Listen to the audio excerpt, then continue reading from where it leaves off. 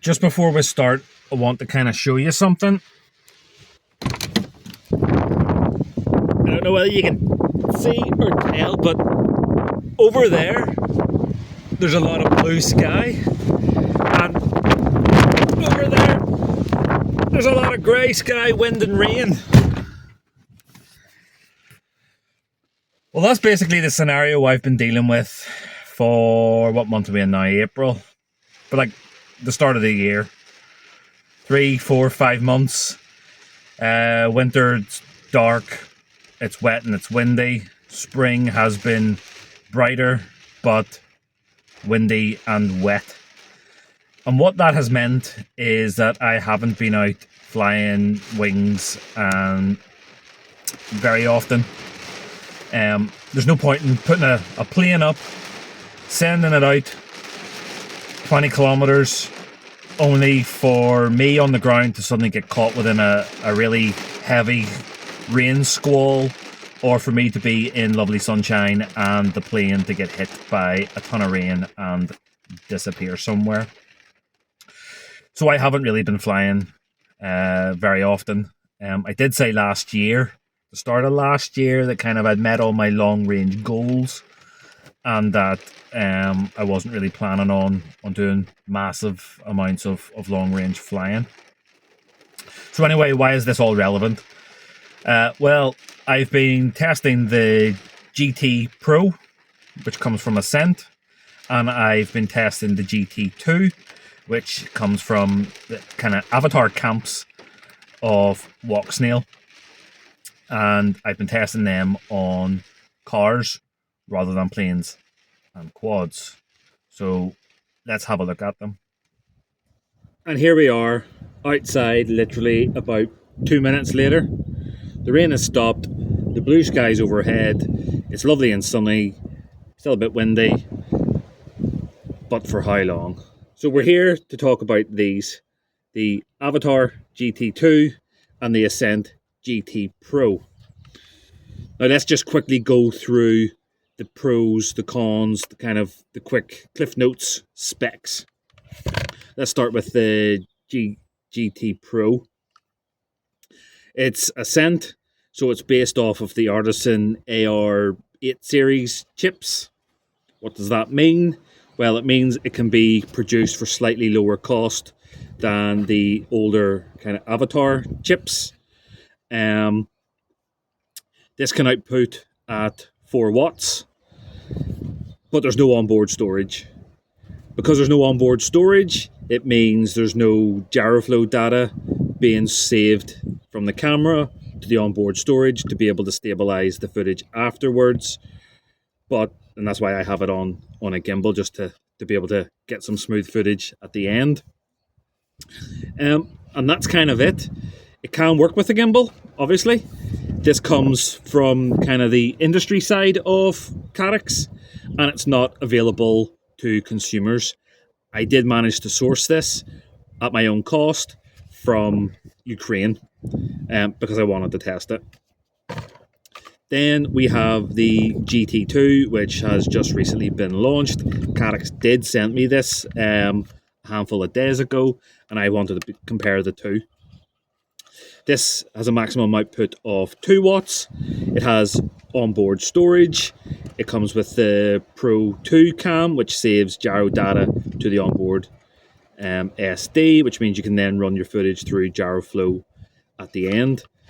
The output resolution for both of these maxes out at 1080.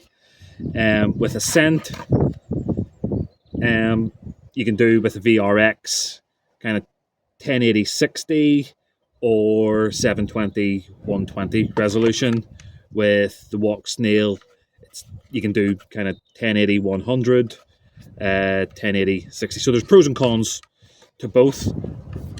Now, when Caddx first announced the Ascent, I know a lot of people were kind of annoyed but pissed off that it's an industry product and isn't being made readily available to consumers. Whereas this is readily available to consumers. Now, there's probably lots of reasons why Caddx have decided to do that. My recent testing has kind of tried to focus on a car, and my angle looking at this is, well, should users feel shortchanged the fact that they can't get the Ascent GTpro, and should they just be happy with the GT2? So I've been testing them with the goggles light on Avatar and the Ascent goggles with Ascent. And what that means is the maximum power for the Ascent is 2 watts. And it means it's matching the 2 watts of the GT2. What else have I been doing? Sticking to similar resolutions. Both the Ascent and the Avatar goggles can only do a maximum of 1080/60. I was running these on 720/60.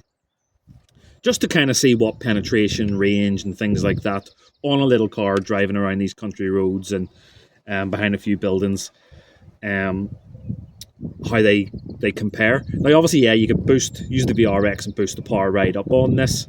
So that's the pro of this. You've got twice as much power if you can get one, but you don't have onboard storage, and you're kind of sacrificing some features to get that extra power.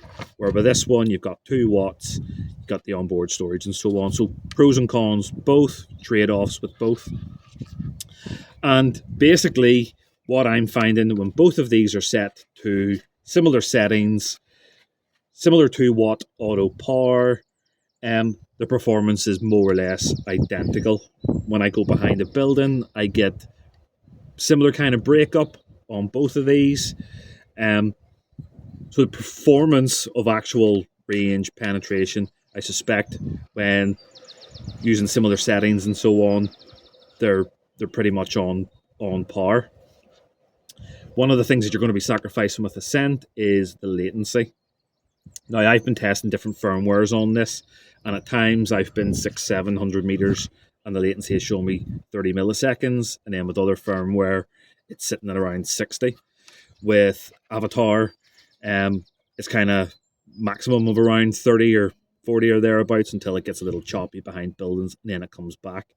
So the consistency on this is generally half of what it is on this. I don't want to ramble on and on and on and on. Basically, what my kind of point is, I don't think people should feel too shortchanged that they can't get this. For most people, this is going to be more than adequate. Both of them will go really, really far in the air. I've been testing them on cars because, as I've said earlier, weather and also just my own personal goals and flying really long range. I've been there and I've done that, and I'm moving on to new things. And FPV cars is kind of where I think things are going to be this year. And more people are wanting higher power for better penetration. And so that's what I've been testing these on. So yeah, the conclusion is, don't be so annoyed that you can't get this, because this is probably better for those kind of car and immediate term situations, and the Ascent GT is only good if you really, really, really want the 4 watt power. Otherwise, this does the job. That's it. See you later. Lovely sky. Maybe I'll fly something now.